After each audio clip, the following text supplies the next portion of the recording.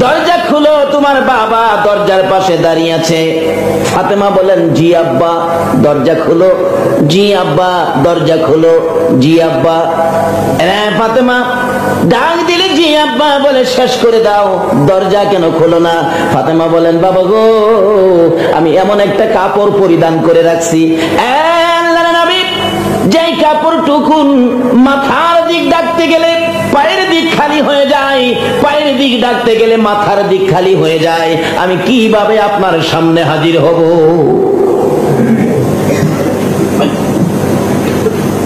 আমার নবী রুমাল টুকুন ভিতরে দিলে রুমালটা মাথার দিক ঢাইকা, পুরাটা ঢাইকা দরজা খুলে দিয়ে বললেন, আব্বু আমি এই অবস্থায় আছি তো এই জন্য আমি ডাক জবাব দিলাম, কিন্তু খুলতে পারি না। এমন অবস্থাও গেছেন। অথচ ফাতেমা জান্নাতি মহিলাদের সর্দারিনী হবেন।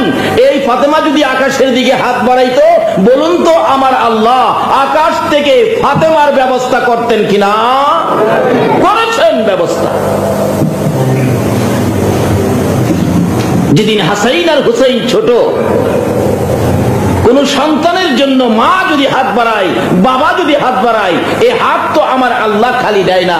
আজকে ভাই রমজান আলী লন্ডনী সাহেব ওনার ছেলে মুসলমানি উপলক্ষে দোয়ার মাহফিল বাবা হইয়া ব্যবস্থা করেছেন। এটা জরুরি দরকার, এগুলি ভালো, এই সমস্ত কাজ সকলে করবেন। ঈদের দিন সকালবেলা দুই ছেলে ফাতেমার কাছে গিয়ে ডাকতেছে, হাসাইন আর হুসাইন, মা মা মাগো, সকল ছেলেরা আজকে নতুন জামা পরবে, আমরা দুই ভাইয়ের তো জামা দেখি না, আমরা দুই ভাইয়ের কি জামা দিবেন না? ঈদের দিন যদি না দেন তাহলে আমরা গোসল করব না, আমরা সেমাই খাবো না, আমরা ঈদগাহেও যাব না, আমরা কিন্তু রাগ করে বসে থাকবো। মা সবাই নতুন জামা পরে, আমরা দুই ভাইকে দিবেন না? মা কি কন? ফাতেমা দুইটা চোখের পানি ছেড়ে দিলেন, নতুন জামা চাইতেছে মায়ের কাছে, কিভাবে তাদেরকে নিষেধ করি? ফাতেমা বললেন, আচ্ছা বাবা তোমরা একটা কাজ করো, তোমাদের জামা দর্জির ঘরে দেওয়া হয়েছে, তোমরা দুইজন গোসল করে আসো, তাইলে তোমাদেরকে জামা দেওয়া হবে। একটা সান্ত্বনামূলক বললেন আর কি, যাও গোসল করে আসো। দুইজন যায় আর কয়, হাসাইন কয় হুসাইনকে, হুসাইন কয় হাসাইনকে, ভাই আমরার মা নবীর মেয়ে, সুবহানাল্লাহ না, আমাদের মা হলো নবীর মেয়ে, বেহেশতি মহিলাদের সর্দারিনী ফাতেমা। মা বলছে জামা নাকি দর্জির ঘরে, আমরার মা জীবনেও মিথ্যা কথা কবে না। চলো গোসল করে আসি। দুই ভাই গোসল করে আইসা জামার জন্য খুশি, মার কাছে ডাকবে জামার জন্য। যায় দেখে মা ফাতেমা 2 রাকাত নামাজ পড়ে দুইটা হাত বাড়ায় ডাকতেছে, মাবুদ গো আমি যে বলেছি সন্তানদেরকে জামা দর্জির ঘরে, খোদা গো আমি ফাতেমা হাত বাড়াইছি, এই হাতটা তুমি কেমনে খালি ফিরাইবা? জামার ব্যবস্থা করো না। আল্লাহু আকবার না, মা হইয়া সন্তানের জন্য হাত বাড়াই, জামার ব্যবস্থা তুমি করো না। হুসাইন পাশে দাঁড়াইয়া দেখে, মা জামা কোথায়? আমরা গোসল করে আসছি। হাসাইন বলেন, মা জামা কোথায় গো? আমরা গোসল করে আসছি। দুইজনে মিলে দুই পাশে ডাকে, ফাতেমা তো হাত নামায় না। প্রভু গো জামার ব্যবস্থা না হওয়া পর্যন্ত আমি হাত নামাবো না, জামার ব্যবস্থা যদি না করো তারাই আমাকে বলবে নবীর মেয়ে হইয়া আমি মিথ্যা কথা বলি। প্রভু গো তোমার বন্ধুর ইজ্জত রক্ষা করো। এমনি আমার আল্লাহ কয়, জিবরাইল রে, আরে জান্নাত থেকে দুইটা সুন্দর জামা নিয়ে হাসাইন আর হুসাইনের ঘরের হাত সামনে হাজির হয়ে যা। জিবরাইল 2 রঙের 2 জামা নিয়ে সামনে হাজির। তাই হোক ওদিকে আমি যাব না, সামনে হাজির হয়ে গেলেন, ডাকতেছেন, হাসাইন হুসাইন তোমাদের জামা তৈরি হয়ে গেছে। বলুন তো মায়ের ডাকে জান্নাত থেকে জামার ব্যবস্থা আমার আল্লাহ করলেন কিনা? কিন্তু অবস্থা গরিবী অবস্থায় কাটাইতেন, আসলে গরিব না। ফাতেমা একদিন নামাজের বিছানায় বসে কাঁদতেছেন, আসরের নামাজের পরে। আমার নবী বলতেছেন, মা তুমি কাঁদতেছো, গরিবী অবস্থা দিকে তুমি কান্দো? ফাতেমা বলেন, বাবা গো আমি তো গরিবী অবস্থার জন্য কান্দি না, আমি কান্দি আমার স্বামী হযরত আলী কত যে কষ্ট করে, আমার স্বামীর কষ্ট দেখে আমি কান্দি। আমার নবী বলেন, ফাতেমা যদি তোমাদের কিছু প্রয়োজন পড়ে নামাজের বিছানাটা তুমি উঠাও। মা ফাতেমা বলেন, বিছানাটায় টান দিলে আমি দেখি নামাজের বিছানার নিচে গলিত স্বর্ণ পানির স্রোতের মতো যাইতেছে। ও ফাতেমা, এই দেশের ব্যবসা ব্যবসায় তোমার এই জিনিসগুলি তোমার লাভবান তুমি হয়েছো, এই সম্পদের মালিক তুমি হয়েছো, এই আসরের নামাজ পড়ে এই সম্পদের মালিক তুমি হয়েছো, তোমার জন্য আখিরাতে এই সম্পদগুলি জমা হইতেছে। এখন তুমি ইচ্ছে করলে দুনিয়াতেও কিছু নিতে পারো। এখন কি মা দুনিয়ার জন্য নিবা না আখিরাতের জন্য রাখবা? জোরে কর না সুবহানাল্লাহ। ফাতেমা বলেন, বাবা গো, আমি আল্লাহর কসম করে বলি, এই দুনিয়ার সুখ শান্তি আমি চাই না, আমি আখিরাতের সুখ শান্তিটা চাই। এই ব্যবসায় শরীক হন না, নামাজ পড়ুন না, দেখতেছেন নামাজে কিছু দেখেন না, এই নামাজের বিনিময়ে এই জিনিসগুলি আপনাদের রোজগার হইতেছে। আসুন আগে বাড়ি। তাই মা হইয়া বাবা হইয়া ডাক দিলে এইভাবে আল্লাহ পাক মায়ের ডাক বাবার ডাক শুনে এই পুরস্কার বকশিস আল্লাহ পাক দান করেন। গরিবী অবস্থায় কাটতেন, কিন্তু দেখা গেল নবী তো প্রশ্ন করে বসলেন, আলী বেহেশতের মূল্য দিয়া ঘুমাইও। হযরত আলী বলেন, হুজুর আমি কোত্থেকে বেহেশতের মূল্য দিব? হযরত আলীর জীবনী খুললে পাওয়া যায়, একবার মেহমান আসলেন, ঘরে 3 দিন পর্যন্ত চুলায় আগুন জ্বলে না, অথচ ফাতেমার ঘরে মেহমান ঢুকছে। সুবহানাল্লাহ। না আচ্ছা কোন তো আমাদের দেশে কার ঘরে যদি 3 দিন পর্যন্ত চুলায় আগুন না জ্বলে আর ঘরে যদি মেহমান ঢুকে, তাইলে বাড়িওয়ালা পিছন দিয়া বাইরিয়া বাইকে যেত না? পার্শ্ববর্তী ঘরে বইলা যাইব, বইলেন যে তারা বাড়িত নাই, নিজের ঘরেই খাবার নাই 3 দিন, আবার আইছে মেহমান। ফাতেমা পিছন দিয়ার ডাইকা স্বামীকে বললেন, স্বামী গো শুনেন, মেহমানদারি করা এটা আমার বাবার সুন্নত, সুন্নাতে রাসূল, এটা বরকতের জিনিস।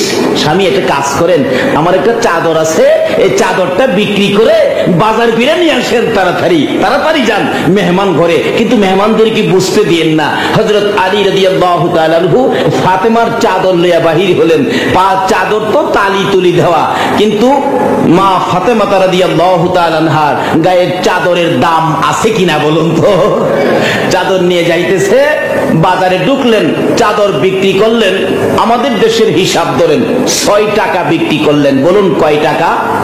6 টাকা বিক্রি করলে বিক্রির সাথে সাথে এক ভিক্ষুক ডাক দিলেন, আলী আলী রে, 7 দিন যাবত কিছু খাই না, আমার আল্লাহর রাস্তায় কিছু দিবি? আলী ভাবতেছেন, হাই হাই, আল্লাহর রাস্তে যদি কেউ হাত পাতে, এই হাতের নিচে দিয়ে আল্লাহর কুদরতি হাতটাও থাকে, এই হাত আমি খালি দেই কিভাবে? একবারে 6 টাকা পুরা ওই ভিক্ষুককে দিয়া দিল। দিয়া দাঁড়ায় এসে দাঁড়ায় বলতেছে, আল্লাহ তুমি না বলছো আল্লাহর রাস্তায় 1 টাকা দিলে তুমি 10 টাকা দাও? সুবহানাল্লাহ। আমি তো 6 টাকা দিছি, হিসাবে কয় টাকা পাইব? এই জাতীয় ব্যবসাটা কিভাবে করা যায় এটা বুঝার জন্য আজকের আলোচনা। কারণ এই ব্যবসার সুযোগ অন্য কোন নবী রাসূলের উম্মতে পায় নাই। সবগুলি হবে স্পেশালি এই নবীর উম্মতের কারবার, ব্যবসা বাণিজ্য। হাসরের ময়দানে বিচারের কোর্ট আল্লাহ পাক বসাবেন কিনা বলুন তো? কিন্তু সকলের বিচার হবে এক কিসিমের, আর আখিরি নবীর উম্মতের বিচার হবে আরেক কিসিমের। জোরে জোরে গান সুবহানাল্লাহ।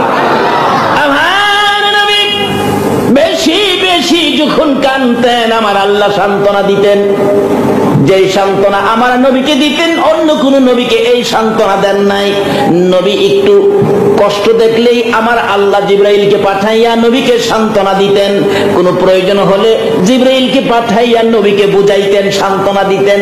আমার নবীর চোখের পানি দেখে আমার আল্লাহ বলেন, বন্ধু গো, উম্মতের মায়ায় বুঝি কান্দো, যাও কথা দিলাম হাসরের জমিনে বিচারের কোর্টে যেদিন আমি বসবো, তোমার উম্মতের বিচার আমি আল্লাহ সহজে সাইরা দিব। যদি কন্যা এই নবীর উম্মতের বিচার সহজে করে দিব, সহজ সহজ।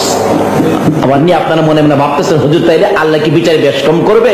বেশ কম না, মানে সহজ সহজ একটা পথ আছে। কিভাবে আছে আসুন আগে বাড়ি। যাই হোক, এটা লম্বা হইলো, আমি বলবো সহজ পথটা যে কিভাবে ব্যবসা করবেন। তো দেখেন কি ব্যবসা জুড়াইছে। আল্লাহ গো, তুমি না কইছো 1টা দিলে 10টা দিবা। হযরত রাবিয়া বসরির জীবনী খুললে পাওয়া যায়, একটা মহিলা হইয়া উনি একদিন পেটের খিদা, এমন খিদা কোন রকম 2টা রুটি রোজগার হইছে, 2টা রুটি নিয়ে খাইতে বসছে। এমন সময় এক ভিক্ষুক ঘরের দরজায় ডাক মারছে, খাওনের কিছু আছে দেবেন? 3 দিন যাবত কিছু খায় না, কলিজাটা ফাইটা যাইতেছে, দেবেন কিছু আছে? রাবিয়া কই আমি তো 2 দিন, ওই লোকটা বলে 3 দিন, তাহলে তো আমার চেয়ে কষ্ট তার বেশি। 2টা রুটি আল্লাহর রস্তে দিয়া দিলেন। দিয়া কই খোদা গো তুমি তো কইছো 2টা দিলে, একটা দিলে 10টা দিবে, আমি কিন্তু 2টা দিছি তোমার রাস্তায় ভিক্ষুককে, হিসাবে কিন্তু আমি 20টা পানা। কয়টা পানা? বৈশা রয়েছে। কারণ আমার আল্লাহর ওয়াদা তো সত্য। আল্লাহর ওয়াদা কি? আল্লাহর কথা কি সত্য, কাজে নিশ্চিত আল্লাহ দিবে। রাবিয়া বৈশা রয়েছে, 2টা খাইলে আর কি হইতো, অহন 20টা খাবো। একটু পরে পার্শ্ববর্তী এক বড় লোকের বাড়ি থেকে মহিলা বলতেছেন, রাবিয়া বলে কিছু খায় না 2 দিন যাবত, নাও আমি 20টা রুটি বানায় দিলাম, এটা রাবিয়ারে দিয়ে আসো। কাজের মেয়েরে দিয়া পাঠাইছে। কাজের মেয়ে কই এক মহিলা 20টা খাইবো, এটার থেকে 2টা রাইখা দিছে। 2টা রাইখা 18টা নিয়ে দিছে। আপনার নাম রাবিয়া? হ্যাঁ। 2 দিন যাবত বলে খান নাই? না। এলন আমার খালাম্মা আপনাকে রুটি দিছে।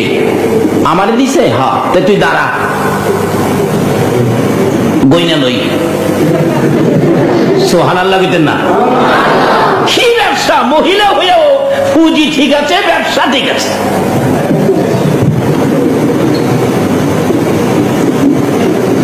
ডাকতেছে, দাঁড়া গইনা লই। 1 2 12 13 15 16 17 18, 2টা কম লাগে। আমার আল্লাহ তো কোনোদিন মিথ্যা কথা কয় না। আল্লাহ বলছে একটা দিলে 10টা দিবে, আমি 2টা দিছি, আমার 20টা দিবে। 18টা কেন? তাইলে এটা মনে আমার না, লই যা। কার লেগে আনছো এটা? কোন আপনার লেগা? কয় না, আমার দিলে 20টা দিব, 18টা কি লেগে দিছে। ওই কাজের মেয়েটা কই বাবা রে বাবা, এত বড় পেট, আপনার 20টা লাগে?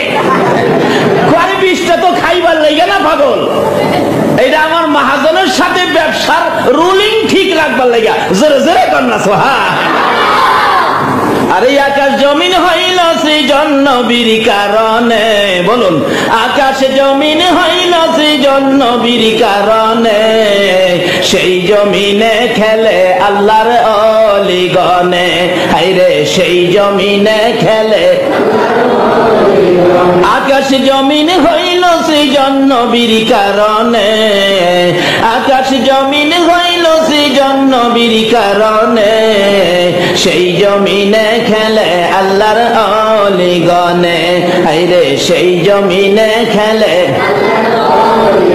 যাইয়া দেখো হিন্দুস্তানে শত শত অলিগণে, যাইয়া দেখো হিন্দুস্তানে শত শত অলিগণে, প্রেমের রশি বাঁধছে তারা মদিনার শোনে, প্রেমের রশি বাঁধছে তারা মদিনার শোনে, সেই জমিনে খেলে আল্লাহর অলিগণে, হায়রে সেই জমিনে। এই জাতের পার্টি হন না, তাইলে এই মহাজনের লগে এই খেলা আপনিও করতে পারবেন।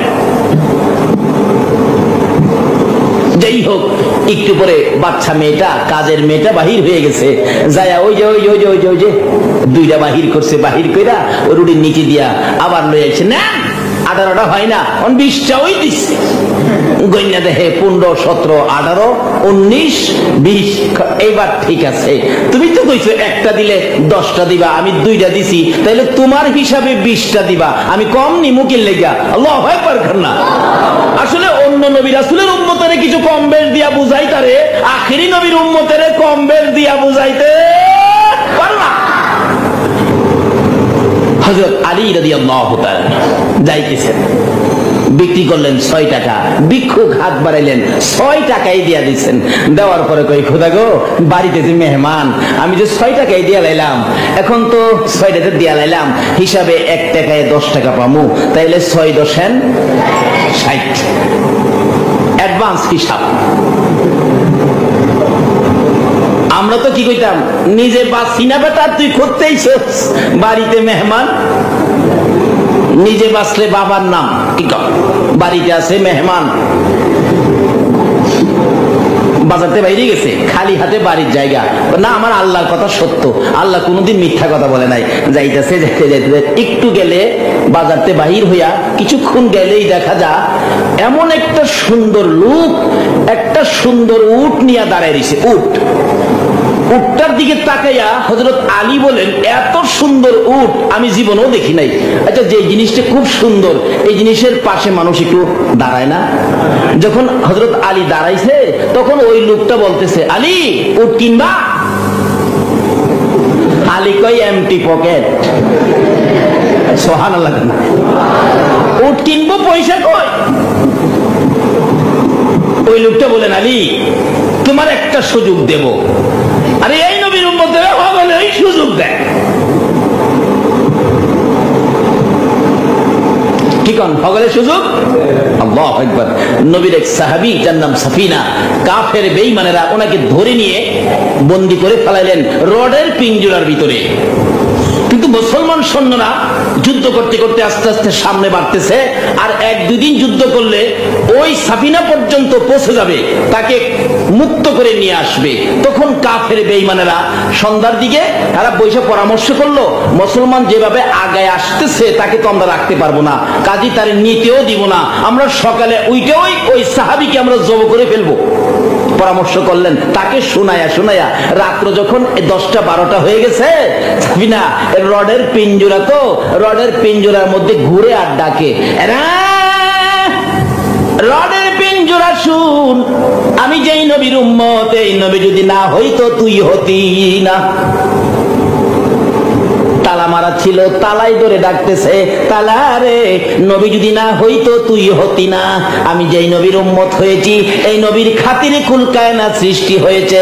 রে তালা সকালবেলা বলে আমাকে জব করে ফেলবে, কতল করে ফেলবে। তালা রে নবী না হইলে তুই হতে না, নবীর দোহাই দিলাম রে তালা, দয়া করে তুই খুইলা যা। এই বলে টান দিলে সঙ্গে সঙ্গে তালা খুইলা গেছে। জোরে কোন সুবহান। তাইলে তালাও বুঝি কি কোন একটু সুযোগ কয় না তালাও সুযোগ। এই নবীর উম্মত হইতালে খালি তালা কেন, এমন কোন স্টেশন নাই যারা আপনাকে সুযোগ দিবে না, যেখানে যাবেন এখানেই সুযোগ। সুবহানাল্লাহ বলেন। তালা খুইলা গেছে, গভীর রাত্রে বাহির হয়ে গেছে, যাইতেছে আর ডাকতেছে, ইয়া রাসূলুল্লাহ ইয়া হাবিবাল্লাহ ইয়া রাসূলুল্লাহ আমার মৌতের নিদান কালে থাকিও নবী গো আমার শিয়রে, আমার মৌতের নিদান কালে থাকিও নবী গো আমার শিয়রে, দেখিব আপনাকে দুই নয়ন ভরে, ইয়া রাসূলুল্লাহ ইয়া রাসূলুল্লাহ। এমনি করে গভীর রাত্রে মরুভূমির পথ, পাহাড়ের নিচ দিয়ে চলছে নবীর সাহাবী, নবীর প্রেমের গুনগুনি গান গাইতে গাইতে যাচ্ছে। এমন সময় দেখা যায় মিটি মিটি চাননি দুইটা বাঘ লেজ লড়াইতেছে, কাছাকাছি আসলেই তাকে ধরবে। এই অবস্থায় দেখে দূর থেকে ডাক মারলেন, বুঝেছি আমাকে ধরার জন্য পজিশন নিয়েছো, আমাকে চিনোনি, আমি তো নবীর সাহাবী, আমি আখিরি নবীর উম্মত, আমি কালিমাওয়ালা। বাঘ রে আমারে ধরিস না, আমারে খাইস না। এ বাঘ, আমাকে যদি খাবি আমি আখিরি নবীর দরবারে বিচার দেব। এমনি বাঘের লেজ লড়ানি কি থেমে গেছে, বন্ধ হয়ে গেছে। দুইটা বাঘ, কই কি একটা বাঘ একটু বড়, এই বাঘটা আস্তে আস্তে আসতেছে আর ডাকতেছে, তুই কি আমারে খাইতে আইতাছস? বাঘ মাথা লাড়া দেয়, কি বোঝা যায়? খাইবো খাইবো। কাছে আইসা ডাকতেছে, প্রভু গো আমার জবানটা খুলে দাও না গো, তোমার নবীর সাহাবীর সাথে কথা বলি। বাঘের জবান খুলে গেলে ডাকতেছে, ও নবীর সাহাবী, আমি তোমাকে খাইতে আসি নাই, যে নবীর পরিচয় দিছ, আর দেরি করো না, এই পথ হাইটা যাইতে তোমার কষ্ট হবে, বসো আমার পিঠে চোয়ার হইয়া, জোরে জোরে কান্না সুবহান। যে নবীর উম্মতের বাঘে পিঠে বসায়। সেই নবী পায়া বলুন আমরা খুশি না বেজার? বাগে পিটি করে নিয়ে যাইতেছে, ওই মুসলমান সাহাবী সৈন্যদের কাছে নিয়ে বাঘ বলতেছেন, এখন তো আর তোমার কোনো ভয় নাই? না, আর ভয় নাই, নেন, কিন্তু নবীর কাছে বিচার দিয়েন না, আমার বেয়াদবি ক্ষমা করে দিয়েন। আল্লাহু আকবার। সকল প্রাণী সুযোগ দিবে যদি এই নবীর উম্মত হতে পারে। আলী উট দেখে ওই লোকটা কয়, আলী উট কিনবেন? উট যে কিনবো, এমটি পকেট, 10 পায়ও নাই। তাহলে চায়ের কিনলে গিয়া, চায়ের যে উটটা দেখতে খুব সুন্দর লাগে গো ভাই সাহেব, খুব সুন্দর লাগে ভাই, দেখতেছি। কয় যদি বেশি সুন্দর লাগে নিতে পারো। কত দাম? একদম 60 টাকা। তুমি বিক্রি করে আমার 60 টাকা আমার দিয়া দিও। হযরত আলী কয় সুযোগ একটা পাইছি, উটনি আবার যাইতেছে বাজারের দিকে বিক্রি করবো। তো বাজারের কাছাকাছি গেলে আরেকটা লোক, অচেনা লোক দাঁড়ায় রয়েছে। আলী এত সুন্দর উট কোত্থেকে পাইলি? বিক্রি করবা? হ্যাঁ বিক্রি করবো। দাম কত? আমার 60 টাকার কিনা। কত দিবেন কন? উটটা তো সুন্দর, 100 টাকা দিব। দিবি? আলী কো দাঁড়ান, দিছিলাম 6, 6.60, কিনছি 60, দাম হইছে 100। হইছে না? আল্লাহর কথা সত্য, বেশ কম হবে কেন? এই দামে বিক্রি করবো না, একদম 120 টাকা দিবি? দেন টাকা। 6 দিয়া 60 পাইছে, 60 লইয়া কয় লন উঠ, উঠ দিয়া দিছে। টাকা লইয়া 2-3 কদম সামনে গেলে অন কলিজাটা জ্বলতেছে, হাই হাই এত সুন্দর উটটা বিক্রি করে দিলাম। আচ্ছা দেখি তো উটটা লইয়া কই যাইতেছে। হযরত আলী বলেন, আমি আবার পিছনের দিকে ফিরা দিহি, উডও নাই, উডের মালিও নাই। কি ব্যাপার? গেল কই? এখন বিক্রি করলাম, গেল ওটা কই? টাকাওয়ালা পয়সা রয়েছে, গেছে দৌড়াইয়া। বাইলন আপনার 60 টাকা পাইছেন? পাইছি। তুমি দৌড়াইতেছো কে? দৌড়াইতেছি যে উটটা এমন এক পার্টির কাছে বিক্রি করছি, বিক্রি করা মাত্র টাকা দেওয়ার পরে পার্টি নাই, উঠো নাই। কত? আমার টাকা তাড়াতাড়ি দেন। দিছে তাড়াতাড়ি টাকা, তারা টাকা টোকা দিয়া 2-3 কদম সামনে গিয়া কয়, এই উটটা যে আনলো এই মালিকটা জানি বাড়ি কই, তা তো জিগাইলাম না। চাইছিন ফির আবার বাড়ি জিগাইবো, পিছনে চাই দেখে এই লাভ নাই। দৌড়ায় বাড়ি গেছে খালি হাতে। ফাতেমা জিগায়, স্বামী কিছু আনেন নাই? আরে আনুম পরে, শুনেন না কি হয়েছে। কি? এই ঘটনা, 6 টাকা বিক্রি করলে তারপরে এই বিক্ষোভ 6 টাকা দিয়ে দিচ্ছিলাম, তারপরে তো উট কিনলাম, উট বিক্রি করলাম, এই যে দেখো 60 টাকা পাইলাম। এখন ব্যাপারটা শোনো, কি যার কাছে উট কিনলাম, কি সুন্দর উট, আবার বিক্রি যার কাছে করলাম, বিক্রি করার পরে উট লইয়া বিক্রিওয়ালাও নাই, যার কাছে কিনছিলাম টাকা দেওয়ার পরে ছেও নাই, ব্যাপারটা তো বুঝি না। ফাতেমা বলেন, চলো আমার বাবার কাছে যাই। গিয়ে জিজ্ঞেস করলেন, ইয়া রাসূলুল্লাহ এই ঘটনা। রাসূল বলেন, শোনো, যার কাছে উট কিনছো উনি হলেন জিবরাইল, যার কাছে উট বিক্রি করছো উনি হলেন মিকাইল। জোরে জোরে খান সুবহান। আর যে উটটা দেখছো খুব সুন্দর, এটা হলো জান্নাতি উট। এই উটের উপর আরোহণ করে আমার ফাতেমা জান্নাতে যাবে। এই ঘটনা, ঘরে খানা নাই মেহমান, অভাবী সংসারের ঘটনা যার ঘরে ঘটে, ওই ঘরের মালিক হযরত আলীকে রাসূল বলেন, বেহেশতের মূল্য দিয়া ঘুমায়ো। কথাটা খেয়াল আসেনি? শুধু এখানে ওয়াজ করলে যাইব 3 ঘন্টা, সংক্ষেপ করে দিলাম। আলী বলেন, হুজুর আমার তো অবস্থা, অনেক সময় ঘরে খাবারই থাকে না, আমি কিভাবে বেহেশতের মূল্য দিব? রাসূল বলেন, শোনো আলী, এশারের নামাজ পড়ে ঘুমাইবার আগে 3 বার আমি নবীর উপর দুরূদ শরীফ পাঠ কইরো। 3 বার যদি মতান্তরে 10 বার যদি আমি নবীর উপর দুরূদ শরীফ পাঠ করো, 8টা জান্নাত তোমার নামে দলিল হয়ে যাবে। 3 বার দুরূদের বিনিময়ে যদি আল্লাহর 8টা জান্নাত পাওয়া যায়, তাহলে বলুন দুরূদ শরীফের মর্যাদা আছে কিনা? যে যত আমল করেন তার সাথে দুরূদ শরীফ রাখবেন। দুরূদের আমল ব্যতীত কোন আমল আমার আল্লাহর দরবারে কবুল হয় না। দুরুদের ফজিলত বয়ান করলে কয়েক বৎসর করা যাবে, শেষ হবে না।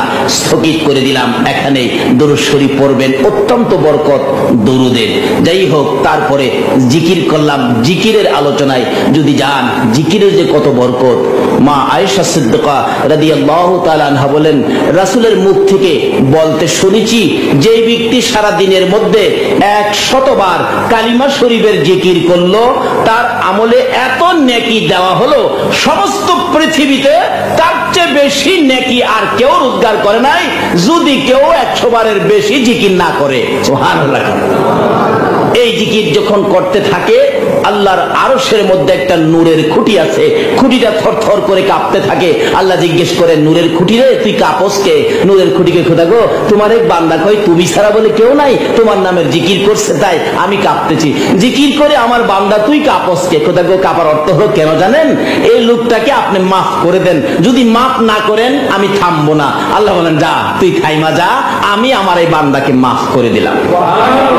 এই আমলটা হলো জিকির। কাজী দুরুদ আর জিকিরের আমল সব সময় যেন আমাদের সঙ্গে থাকে, এই অনুরোধ রেখে আমি আমার বাকি আলোচনায় চললাম। আমি পবিত্র কোরআন শরীফ থেকে সর্বপ্রথম তেলাওয়াত করেছি, ওমা খালাকতুল জিন্না ওয়াল ইনসা ইল্লা লিয়াবুদুন। আল্লাহ রাব্বুল আলামিন আমাদের উদ্দেশ্যে ঘোষণা দেন, মানুষ এবং জিন জাতিকে সৃষ্টি করার কারণ হলো ইল্লা লিয়াবুদুন, একটাই কারণ, আমরা শুধুমাত্র আল্লাহর ইবাদত করার জন্য। বলুন কিসের জন্য? কার ইবাদত? আরো জোরে কোন? আর বাকি সবগুলি সৃষ্টির কারণ হলো তারা করবে আমাদের খেদমত, আমরা করব আল্লাহর ইবাদত। তারা করবে আমাদের খেদমত, আমরা করব কার ইবাদত? ইবাদত। মদিনাতে যাই, বলুন চলো নবীজির জান্নাতে, মদিনাতে নবীজির গোলামের, নবীজির আশেকের কোনো চিন্তা নাই। চলো নবীজির জান্নাতে, মদিনাতে যাই, চলো নবীজির জান্নাতে, মদিনাতে যাই। কে সাল্লাল্লাহু আলা সাইয়্যিদিনা মুহাম্মদ ওয়া আলিহি, সাল্লাল্লাহু আলা সাইয়্যিদিনা মুহাম্মদ ওয়া আলিহি আসহাবিহি। আল্লাহুম্মা সাল্লি আলা সাইয়্যিদিনা মাওলানা মুহাম্মদ ওয়া আলা আলি মাওলানা মুহাম্মদ। আল্লাহুম্মা সাল্লি সাইয়্যিদিনা মাওলানা মুহাম্মদ ওয়া আলা আলি সাইয়্যিদিনা মাওলানা। নবীর মায়া ছেড়ে মানুষ কোথায় আছো বুঝি না, তোমার মায়ায় কান্দে নবী, তোমার মায়ায় কান্দে নবী, শুয়ে সোনার মদিনা। আল্লাহুম্মা সাল্লি সাইয়্যিদিনা মাওলানা মুহাম্মদ ওয়া আলা আলি সাইয়্যিদিনা মাওলানা। কবে জানি ডাক আসিবে এই বাড়ি ঘর সারিতে, আপন পোশাক খুলে খুলে সাদা কাফন পরিতে।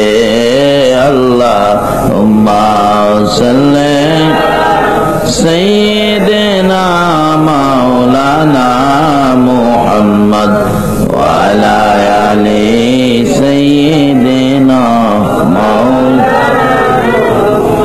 বালাগাল উলা বিকামালিহি কাশাফাদ দুজা বিজামালিহি হাসনাত জামিউ খাসালিহি সাল্লাল্লাহু আলাইহি। বাবারা ভাইয়েরা, কষ্ট হইতেছে আপনাদের? আমি এখনো ভূমিকার মধ্যে রইলাম, আলোচনার সামনে একটু লম্বা হবে, একটু কষ্ট কি করতে রাজি আছেন? সবসময় তো ঘুমাবেন, কালকেও ঘুমাবেন, একটা রাত্র দেন। এই রাত্র হয়তো আর কয়টা হায়াতের মধ্যে আছে আমরা কি কেউ বলতে পারি? আজকে এখানে বসা, এমনও হইতে পারে কালকে এমন সময় সাদা কাফন পরে কবর। যদি এই রাত্রগুলো নবীর ভালোবাসায় নিয়ে কবরও যেতে পারি, বলুন আমাদের ভাগ্য ভালো হবে না খারাপ হবে? কবরে যাওয়ার সময় নবীর নামের একটা দোহাই দিতে হয় কিনা? নাকি কোন নেতা নেত্রীর দোহাই দিলে চলবে? বর্তমানে তো তত্ত্বাবধায়ক সরকারের দোহাইও দেওয়া যায় মনে হয়। দেওয়া যাবে কি? কোন দেওয়া যাবে না কেন? যার কথাই ঢাকা থেকে চট্টগ্রাম পর্যন্ত রাস্তার দুই পাশে বিল্ডিং ভাঙ্গা পরিষ্কার, এরকম ব্যক্তির দোহাই কবরে দেওয়া যাবে না? যাই দিব হেরেও ধরবো, যার দোহাই দিব হেরেও ধরবো। শুধুমাত্র একজন ব্যক্তিত্বের দোহাই কবরে দেওয়া যায়, সেটা হলো বিসমিল্লাহি ওয়া আলা মিল্লাতি রাসূলিল্লাহ। নাকি কে কোন পার্টি করেন, কে কোন দল করেন, এই পার্টি দলের নেতা নেত্রীর নাম কইলে ছাইরা দিব না। কাজী যার দোহাই কবরে মুক্তি পাওয়া যায়, এই নবীকে চিনা আমাদের দরকার আছে কিনা? কারণ কয়দিন থাকবেন এদেশে? আমাদের আগে যারা আসছিল তারা চলে গেছে, আমরা যারা আছি আমাদেরও যাওয়ার বিষয় পড়ছে, শুধু খালি ফ্লাইট ডেটটা বাকি। ফ্লাইট ডেট কবে জানি কার ফ্লাইট ডেট হয়, আর মসজিদের ইমাম সাহেব মাইকে ঘোষণা দেয় আগামীকাল সকাল 10:30টায় আব্দুল মালিকের শেষ বিদায়ের অনুষ্ঠান। বলুন অনুষ্ঠানটা কি হবে? জানাজা। দেখবেন একটা বিমান আছে মসজিদে থাকে, সাইরিফায়া বিমান, এটা তেল মোবিল লাগে না। বাংলাদেশ বিমানে সৌদি যাবেন, আপনাকে হাফ ডাউন টিকিট দিবে। কাতার যাবেন, হাফ ডাউন টিকিট। কুয়েত যাবেন, হাফ ডাউন টিকিট। মসজিদের কোনায় যে একটা বিমান থাকে, এটার মধ্যে কিন্তু হাফ ডাউন টিকিটের ব্যবস্থা। শুধু কি যাওয়ার টিকিট, আসার টিকিট আগে যারা গেছে কেউ আসে নাই, কেউ আসে নাই। আমাদের দেশে একটা প্রচলন আছে, গলা কাটা ভিসা আছে না?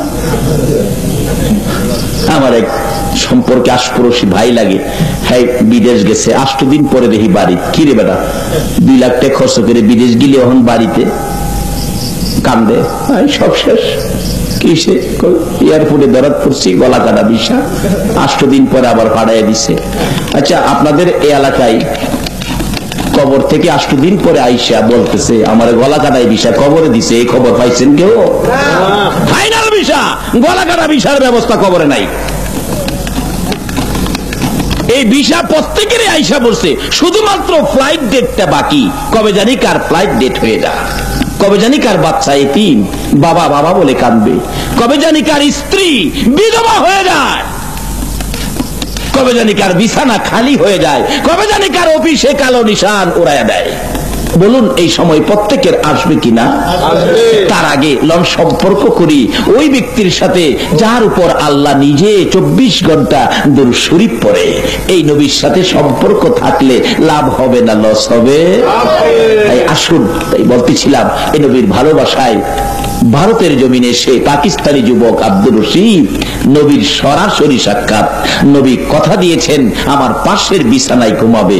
এই নবীর ভালোবাসায় কি লাভ হবে না লস হবে?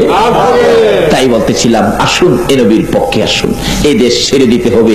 নবী ছাড়া কবরে যায়েন না, নবী ছাড়া নামাজে যায়েন না, নবী ছাড়া হজ করতে যায়েন না, নবী ছাড়া মাদ্রাসায় যায়েন না, নবী ছাড়া মসজিদে যায়েন না, নবী ছাড়া কবরে যায়েন না, নবী ছাড়া হাসরে যায়েন না, নবী ছাড়া মিজানও যায়েন না। কোন ইবাদত করে নবী ছাড়া যত ইবাদত আছে কোন ইবাদত দিয়ে আমার আল্লাহ খুশি হবে না। বাস্তবে আসুন না, উত্তম ইবাদত নামাজ। আপনাদের এই এলাকায় উত্তম ইবাদত কিসেরে বলে? সারা পৃথিবীতে বল উত্তম ইবাদত নামাজ। এর মধ্যে সারা দিনে 5 ওয়াক্ত নামাজ, প্রথম ওয়াক্তটা হলো ফজর, প্রথম ওয়াক্তটা ফজরের নামাজ কয় রাকাত? 4 রাকাত নামাজ কিভাবে পড়বেন বলুন তো? 2 রাকাত সুন্নত, 2 রাকাত। আচ্ছা, সুন্নত আগে পড়েন না পরে পড়েন? আচ্ছা, আগে পড়েন কেন? আগামীকাল থেকে আমি বলে দিলাম পরে পড়বেন, আপনারা কি মানবেন? মাশাআল্লাহ, খুশি হলাম। মৌলবীর কথাও মানি না, আল্লাহর বিধানই রাইট। কি কর, আল্লাহর সিস্টেম রাইট, মৌলবীর কথা মানবেন না। ওখান দেশের মৌলবীর কথা মানে, মৌলবীর কথা মাইনা মানুষ নবীরেও আবুল তাবুল কয়, কয় না? নবী আমাদের মতো মানুষ, এই সেই নানান কথাবার্তা কয়। নবী আমাদের মতো মানুষের মা আয়েশা সিদ্দিকা বলেন, নবীজি একদিন পায়খানা মুবারক আদায় করে আসছেন। পায়খানা মুবারক, পায়খানাকেও শুধু পায়খানা বললে বেয়াদবি হয়, মুবারক বলতে হবে।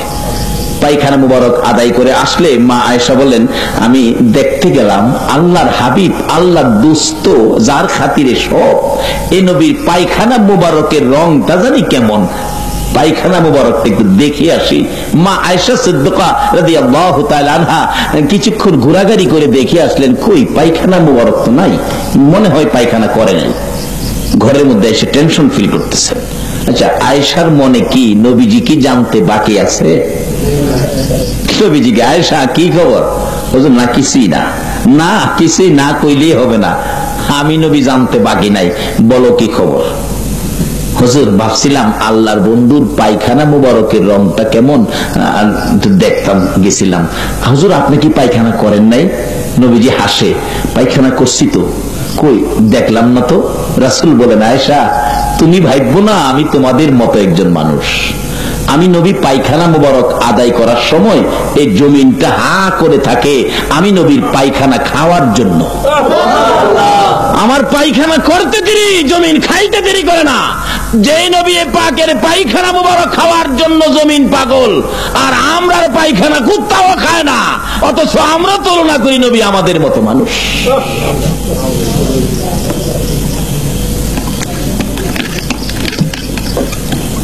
কাজী এরকম নয়। আসুন আমরা নবীকে নবীর জায়গায় রাখি। আল্লাহ নিজে ঘোষণা দিয়েছেন, বন্ধু আমি আল্লাহর ওয়াহদানিয়াতের মধ্যে কোনো শরীক নাই, তুমি নবীর রিসালাতের মধ্যে কোনো শরীক নাই। কিন্তু আমরা কেন এখানে শরীক করতে যাই? আল্লাহ আমাদেরকে সঠিক জায়গায় রাখো, সকলে বলুন আমিন। বলতেছিলাম ফজরের নামাজ 4 রাকাত, প্রথম 2 রাকাত সুন্নত, পরে 2 রাকাত। সুন্নত আগে দেওয়ার অর্থ কি? সিস্টেমটা কেন করলো? আজকে আমি যদি বলি কালকার থেকে ফজরের সুন্নত পরে পড়বেন, আপনারা কেউ মানবেন না। আর এটাই সিস্টেম, এই বিধান সিস্টেম যেটা, এটাই মানবেন। কারণ মৌলবীর কথাই কেউ আন্তাজি মান্তাজি দল গঠন করেন না, কোরআন হাদিসের কথাই যাবেন। মৌলবী ভুল করতে পারে, কিন্তু কোরআন হাদিস ভুল করে না। মৌলবীর কথাই মনে যাচ্ছে তা করেন না, কোরআন হাদিসের পক্ষে যান, মৌলবীর পক্ষে নয়।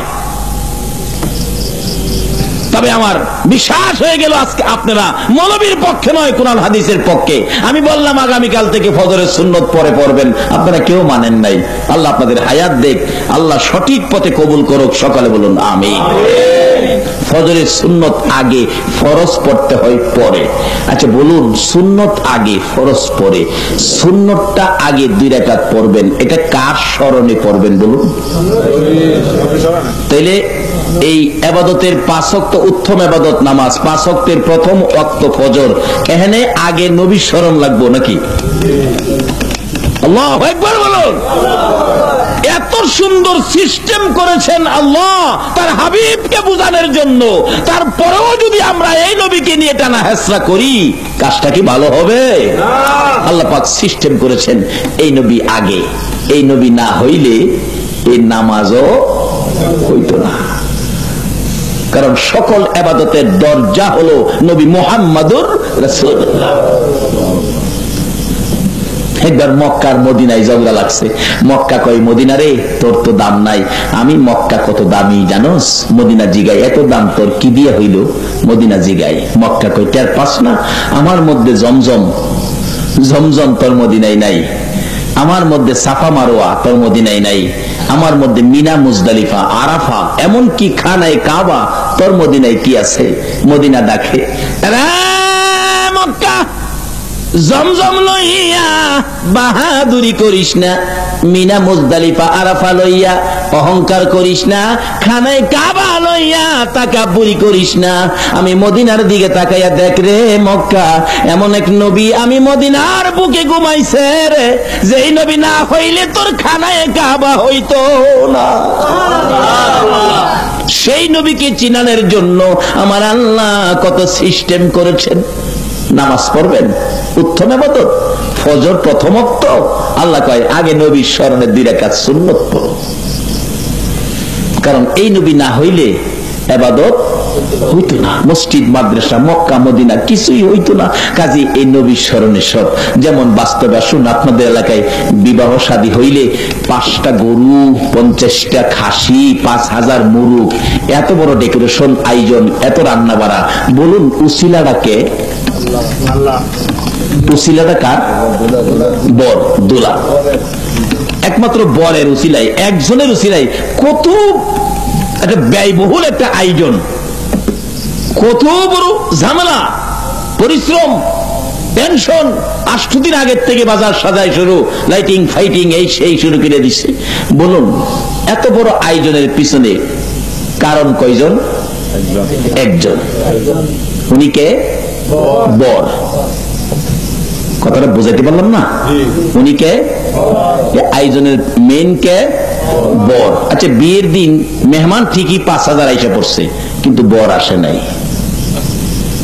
আচ্ছা আপনারাই বলেন, আপনাদের দেশের বিচারে বলুন, বর আসে নাই, মেহমান 5000, মেয়ের বাবা কি এই মেহমান খাওয়াইবো? মেহমানের দিকে চাইতেই না, খালি দেখবো গিরে গিরে বর কই। কিরে ভালো, বরের খবর কি? এমনি দেখে বরের বাবা আইছে, বিয়াই কি খবর, ছেলে কোথায়? বিয়াই মনে দুঃখ নিন না, খানা দানা খাওয়ান, ছেলে আজকাল 8টার ফ্লাইটে মালয়েশিয়া চলে গেছে। আচ্ছা বলুন মেয়ের বাবা, এ আয়োজন কি ছেলে পক্ষের কাউরে খাওয়াইব? যদি একটু গরম হয় লাড়ি লইব, কইব তোরা না খাওয়াইয়া কুকুরে খাওয়াইলাম। এত আয়োজন, মেহমান, মেহমানের মর্যাদা নাই কেন? যার খাতিরে মেহমান ইনি সাথে নাই। তাই আল্লাহ বলছে যার খাতিরে ইবাদত, এই নবীর সুন্নত 2 রাকাত। আল্লাহু আকবার বলুন। যার খাতিরে ইবাদত, এই নবীর সুন্নত আগে যদি না লাগাও, আমি আল্লাহ খুশি না, তোমার ইবাদত কবুল করি না। এই নবী হলো আমাদের নবী, যে নবীর নবুয়তির কারণে সকল নবীর নবুয়তি পাইলেন।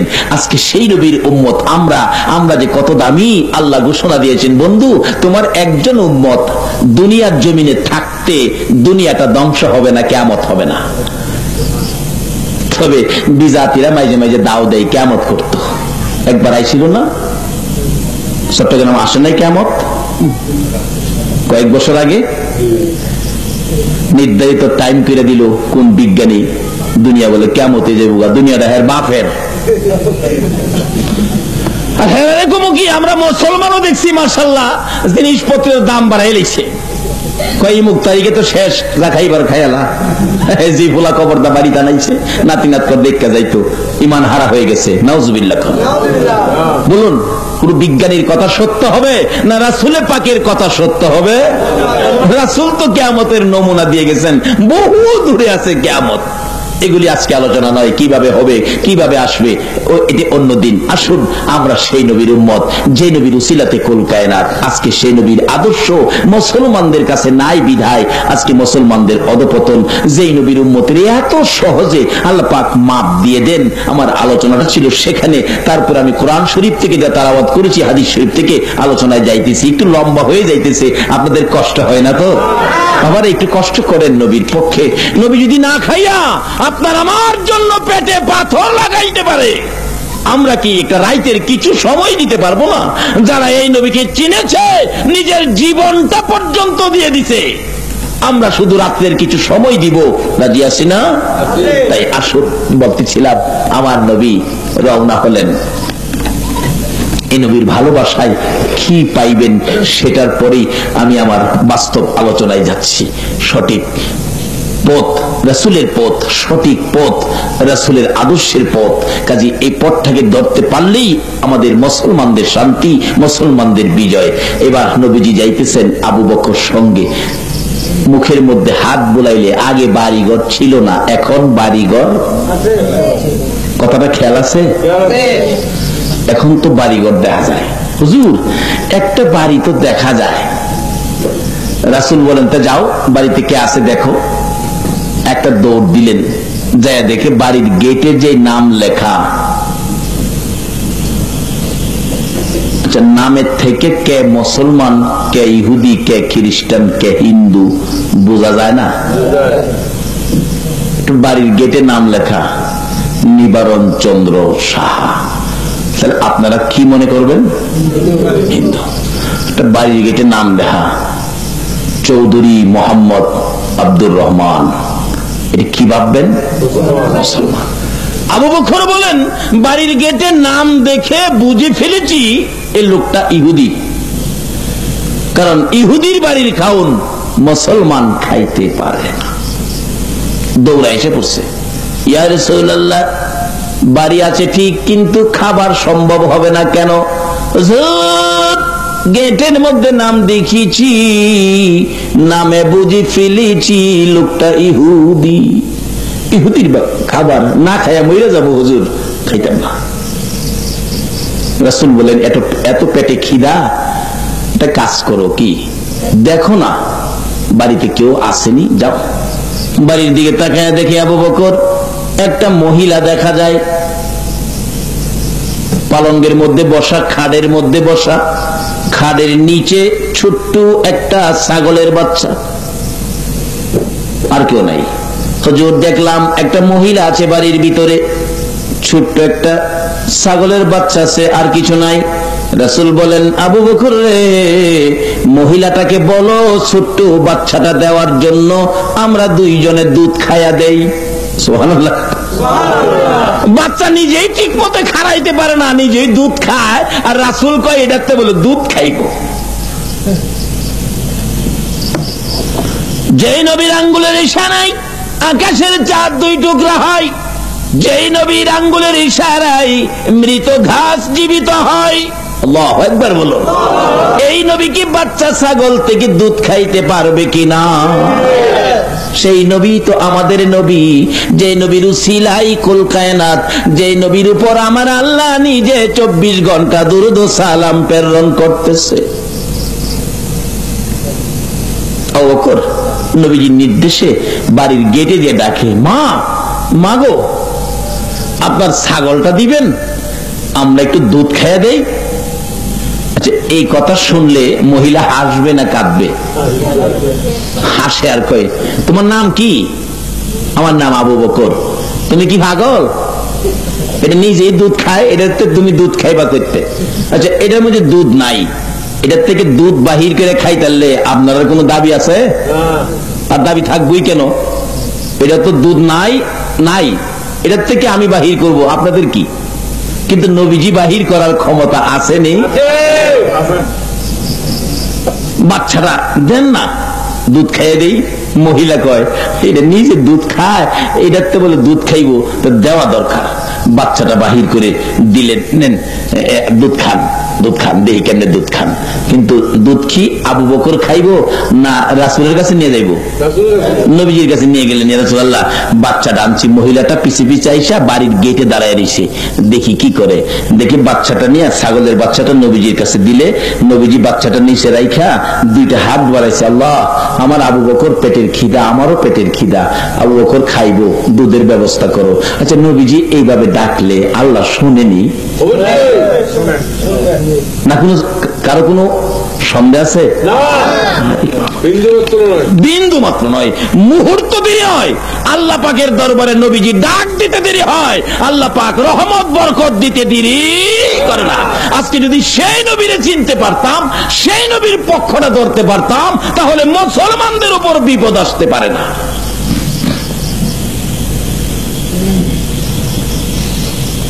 কিভাবে এক আল্লাহর ওলির জীবনী, কষ্ট হবে আপনাদের?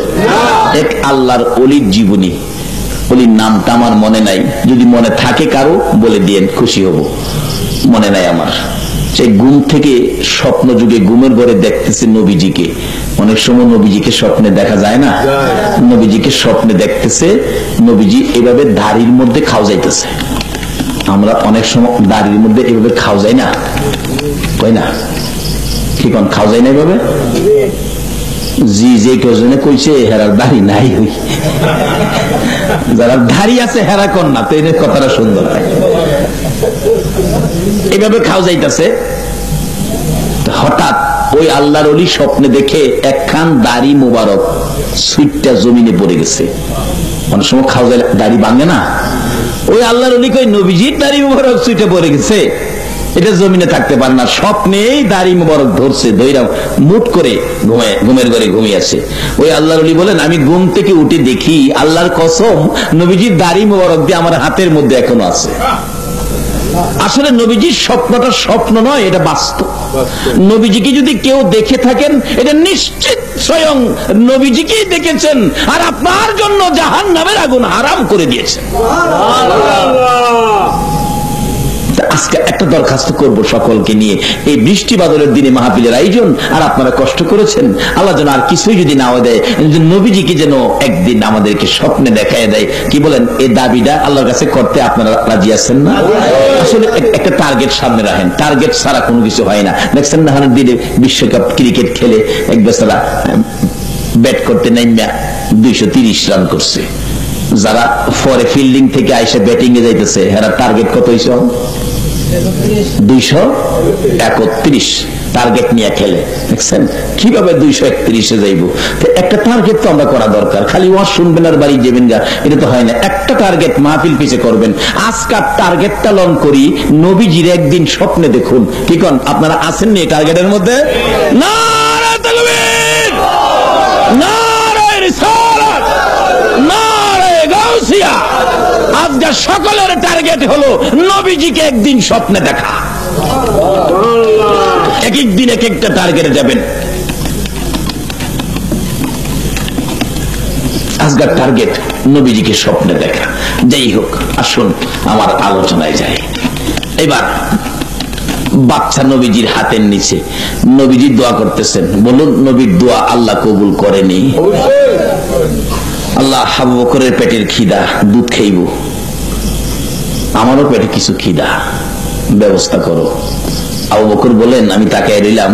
নবীজি হাত মোনাজাতে থাকতে থাকতে ছোট্ট বাচ্চাটা, ছাগলটা বড় হয়ে গেছে, বড় হইয়া দুধ পড়তে শুরু করছে। এটা কোন দলের আলেম অস্বীকার করার কোন ক্ষমতা নাই, কোন দলের আলেমের অস্বীকার করার ক্ষমতা নাই।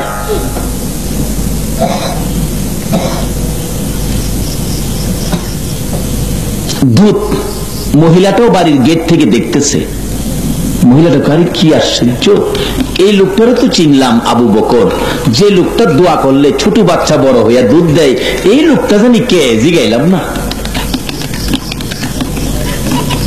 আমার নবী বলেন আবু বকর রে, দুধের ব্যবস্থা হয়েছে, যা যা মহিলাটার কাছ থেকে দুধের বান্ড নিয়ে আসো। বান্ড নিয়ে আসলেন, নিচে ধরলেন, দুধ দোহন করবেন। বালতি ভরে গেল বরকতের দুধে। আল্লাহু আকবার বলুন। আমার নবী বলেন আবু বকর পেটে খিদা লইয়া রে, খা, বেশি করে খা। আবু বকর বলেন ইয়া রাসূলুল্লাহ আমি আগে কিভাবে খাবো? আপনি নবী আগে খান। নবীজি আগে খাইলেন। বলুন দুধের দাম আরো বাড়ছে কিনা? হ্যাঁ, নবী আগে দুধ খাইলেন, তারপরে আবু বকরের হাতে দিলেন। আবু বকর বলেন নবী পাক পেট ভরে খাইলো, আমি আবু বকর পেট ভরে খাইলাম। আল্লাহর কসম আগে যা ছিল এখনো দুধ তাই দেখা যায়। নবী বলেন আবু বকর আরো খাবিনি? না হুজুর আর খাবো না। তাহলে দুধ সহ বান্ড সহ ওই ছাগলের বাচ্চা সহ বাচ্চার মালিকের কাছে ফিরাইয়া দাও। দুধ সহ ছাগল সহ বান্ড সহ নিয়ে গেলেন। মা এই জেলাও তোমার ছাগল, এই জেলাও তোমার দুধ, এই জেলাও তোমার বান্ড, সব তোমারে দিয়ে গেলাম। এবার ছাগলের মালিক মহিলাটা ছাগল লইয়া ঘরের ভিতরে যাইয়া ডাকে, ছাগল রে কার পরশে রে? বাচ্চা ছাগল বড় হয়ে গেলে দুধ ছাড়া ছাগল দুধ দিতে শুরু করলে, কিতাব লেখি ওই ছাগলটা একটা না 30 বছর পর্যন্ত দুধ দিয়েছে, বাচ্চা বিয়ানের প্রয়োজন পড়ছে না। আমার নবীর মধ্যে বরকত আছে কিনা বলুন? মা বোনেরা, আসো না এই নবীর পক্ষে আসো না। কেন এই নবীর পক্ষে আসবে না? তোমরা মহিলা হইয়া যখন এই পৃথিবীর জমিনে জন্ম নিতা, মা বাবারা তোমাদেরকে কলঙ্ক মনে করে গলায় টিপে মারতো, গলায় ছুরি দিয়ে কাটতো। কোন কোন মহিলাকে জীবন্ত কবর দিয়ে দিতেন, কলঙ্ক মনে করে তোমাদের এই অবস্থা ছিল। যেদিন এই রাহমাতুল লিল আলামিন নবী, রহমতের নবী, বরকতের নবী, উম্মতের কান্ডারি নবী দুনিয়ার জমিনে এসেছে, এদিন থেকে মহিলাদেরকে এইভাবে হত্যা করা বন্ধ করে দিয়েছে। বলুন মহিলারা আগে এই নবীর পক্ষে যাওয়া দরকার আছে কিনা? যদি যাইতে পারো গো মা বোনেরা, তোমাদের পুরস্কারের বাজেট কি হবে এটার পরেই আমার বাকি আলোচনায় যাচ্ছি। এবার যাইতেছে বাচ্চা লইয়া, ছাগলের বাচ্চা লইয়া, দুধ লইয়া ঘরের ভিতরে ঢুকতেছে। বাচ্চাটা 30 বছর পর্যন্ত একটানা দুধ দিলেন, নবীর দুয়ার বরকতে, বরকতের দুধ। আবু বকর আমার নবীকে লইয়া মদিনার পথে যাইতে শুরু করলেন। কিছুক্ষণ পর ওই বাড়ির মালিক ইহুদি বাড়িতে আসছেন। বাড়ির সামনে আয়েশা দেখে একটা অনুষ্ঠানের আনুষ্ঠানিকতার একটা ঘোষণা এখানে পাওয়া যায়। বাড়ির মধ্যে কি যেন অনুষ্ঠান হয়েছে, একটা রান্না বাড়া খাবার হইলে যেমন বাড়ির আশেপাশে গেলে গন্ধ পাওয়া যায়। ইহুদি বলেন বাড়ির গেটে দাঁড়াইয়া কেমন কেমন লাগতেছে। বাড়ির ভিতরে ডাক দিয়ে ডাকে, বিবি গো বল আজকে আমার বাড়িতে কি হয়েছে? ইহুদি ডাকতেছে, বিবি বল কি হয়েছে? বিবি বলেন স্বামী ভিতরে আসো, একটা মজার ঘটনা তোমার কাছে বলবো। কি ঘটনা? একজন লোক আসছিলেন, লোকটার নাম আবু বকর, পিছনে আরেকটা লোক। ও স্বামী, যার চেহারাটা পূর্ণিমার চাঁদের চাইতে সুন্দর। স্বামী এমন এক মজার ঘটনা ঘটেছে। কি ঘটনা ঘটেছে রে বিবি? খাবারের জন্য কিছু চাইলেন, আমার ছাগলের বাচ্চাটা নিলেন। ওই সুন্দর লোকটা হাত বাড়ায় দোয়া করলে, এই যে দেখেন বাচ্চা বড় হয়ে দুধ দিতেছে। দুধ কত স্বাদ, পাল্টি ভর্তি দুধ। ও স্বামী, যে লোকটা নিয়েছিল লোকটার নাম আবু বকর, পিছনের লোকটার নাম আমি জানি না। একটা চিৎকার মারছে ইহুদি, ও বিবি বাড়ির কাছে সোনার খনি পাইলি রে, রাখতে পারলি না। বিবি চিল্লে না, ইনি এই তো উম্মতের কান্ডারি রে, ইনি এই তো গুনাহগারের বন্ধু, যার খাতিরে কুল কায়নাত, ইনি হলেন রাহমাতুল লিল আলামিন নবী রে। হ্যাঁ বিবি বল কোন পথে আমার রাসূল গিয়েছে, আমি রাসূলের পক্ষে চলে যাব। একটা দৌড় মারছে, বিবি দেখাইলেন এই দিকে গিয়েছে। পিছনে যাইয়া নবীজির পাও মুবারকে ধরে কাঁদতেছে, ইয়া রাসূলুল্লাহ যার বাড়িতে বকরির দুধ খেয়েছেন এটা আমার বাড়ি, আমার বিবি আপনাকে চিনতে পারে নাই। নবী গো আমি বহুদিন যাবত আপনার সন্ধানে ঘুরতেছি, আজকে বাড়ির কাছে পেয়েছিলাম, বিবি চিনতে পারে নাই, আমি চিনি ফেলেছি, আমার কালিমাটা পড়াইয়া মুসলমান বানাইয়া দেয়। লম্বা ঘটনা, এদিকে আলোচনা নয়। যাইতে যাইতে মদিনার সীমানার কাছাকাছি চলে গেলেন। মদিনায় খবর পৌঁছে গেল, মক্কার সূর্য, মক্কার মতি, ও মদিনার মানুষ আজকে তোমাদের মদিনার দিকে আসতেছে, মক্কার সূর্য বুঝি মদিনায় উদিত হয়ে যাবেন। এই খবর পাইয়া বড় বড় লোকেরা তৈয়ার হয়ে গেলেন, নবীকে নিজের বাড়িতে নিয়ে যাবেন, টাকা পয়সা দিবেন, জায়গা জমি নবীকে দিয়ে দিবেন। এইভাবে লোকেরা প্রস্তুতি নিচ্ছেন। কিতাব লেখে হযরত আবু আইয়ুব আনসারীর বিবি অত্যন্ত গরিব মানুষ, কে দিবেন গো নবীরে ভালোবাসা? আবু আইয়ুব আনসারীর বিবি ঘরের মধ্যে বসে কান্দে, রান্না করে বসে কান্দে, বিছানায় শুয়ে শুয়ে কান্দে। মাবুদ গো আমি তো গরিব মানুষ, তোমার রাসূল আমার বাড়িতে নিতে পারবো না, কোথায় রাখবো, কোথায় বসাবো এই ক্ষমতা আমার নাই। একটা কদম যদি আমার বাড়িতে তোমার বন্ধুর লাইগা যাইতো, আমি আবু আইয়ুব আনসারীর বিবির জীবন ধন্য হইয়া যাইতো। মাবুদ গো আমি তো গরিব মানুষ, তোমার বন্ধুকে রাখতে পারবো না, একটা কদম আমার বাড়িতে তোমার বন্ধুরে লাগাইয়া নিও। এই বলে কান্দে। সকালবেলা ঘুম থেকে উঠে উঠান বাড়ি পরিষ্কার করে ঝাড়ু দেয়, রাস্তাটা পর্যন্ত ঝাড়ু দেয়, না জানি এই রাস্তায় রাসূল আসে। মা বোনেরা, তোমাদের মতোই মহিলা আবু আইয়ুব আনসারীর বিবি সকালবেলা রাস্তা পর্যন্ত পরিষ্কার করে, আর চোখের পানি দূর হয় না, খালি কান্দে। নবীজির একটা কদম যদি তার বাড়িতে লাইগা যাইতো। এবার আমার আল্লাহ ডাকে, এরে আবু আইয়ুব আনসারীর বিবি, আমার নবীর ভালোবাসায় কান্দোস রে, এই চোখের পানির দাম অতি বেশি হয়ে গেছে। আমার আল্লাহ বলেছেন, বন্ধু গো, তোমার ভালোবাসায় যারা কাঁদবে, এই চোখের এক ফোঁটা পানির দাম আমি আল্লাহর আরশের চাইতেও বেশি হয়ে যায়। আবু আইয়ুব আনসারীর বিবি কান্দে, নবীজির একটা কদম তার বাড়িতে লাগার জন্য। এদিক দিয়া নবীজি মদিনার সীমানার কাছাকাছি এসে গেছে। মদিনার লোকেরা, ছেলেরা, মেয়েরা পর্যন্ত ওই মদিনার সীমানায় রাসূল পাওয়ার জন্য দাঁড়াইয়া রইছে। মুরব্বীরা দাঁড়িয়ে আছেন, ধনীরা দাঁড়িয়ে আছেন, গরিবরা দাঁড়িয়ে আছেন, সকল শ্রেণীর মানুষ দাঁড়িয়ে আছেন নবীজিকে দেখার জন্য, নবীজিকে বরণ করে নেওয়ার জন্য। কচি কচি বাচ্চারা পর্যন্ত, ছোট্ট ছোট্ট ছেলে মেয়েগুলি পর্যন্ত ওই মদিনার সীমানার মধ্যে দাঁড়িয়ে আছে। আল্লাহু আকবার বলো। কচি কচি বাচ্চারা পর্যন্ত আমার নবীর সুন্দর চেহারা দেখে সহ্য করতে পারে না। এখনো মক্কা মদিনায় ওই বাচ্চাদের কণ্ঠের নবী দেখার গান, নবী পাওয়ার আনন্দের গানের ক্যাসেট এখনো মক্কা মদিনায় বিক্রি হয়। মক্কাতে বেদাতের ফতোয়া নাই, মদিনাতে বেদাতের ফতোয়া নাই। নবীর আগমনের বাচ্চাদের কণ্ঠের আনন্দের গান, তালাল বাদরু আলাইনা মিন সানিয়াতিল বিদাই ওয়াজাবাত শুকরু আলাইনা মাদালিল্লাহি দাই। মক্কা মদিনায় পাবেন ছোট্ট বাচ্চাদের কণ্ঠে এই ক্যাসেটগুলি এখনো বিক্রি হয়। কেউ বেদাত ফতোয়া দেয় না। আজকে আমাদের সোনার বাংলায় কিছু কিছু লোক বাহির হয়ে গেছে, এই নবীর শান ও মানে কিছু বললে বেদাতের ফতোয়া দেয়। ক্যাসেটগুলি বাজে কোন সময় ক্যাসেটগুলি হয়েছিল উৎপত্তি। আমার নবী যখন মদিনার সীমানায় ঢুকবে, কুচি কুচি বাচ্চাগুলো কিতাব লেখে হাতে হাত ধরে, নবীজির সুন্দর চেহারা দেখে সহ্য করতে পারে নাই, হাতে হাত ধরে একবার সামনে যায়, আবার পিছে আয়, এমন করে সাগরের ঢেউয়ের মতো ঢেউ উঠে গেছে মক্কা নগরীতে, নবীর আগমনের আনন্দের ঢেউ। বাচ্চাগুলো নবীজির সুন্দর চেহারার দিকে তাকাইয়া গুনগুন গুনগুন করে গান গাইতে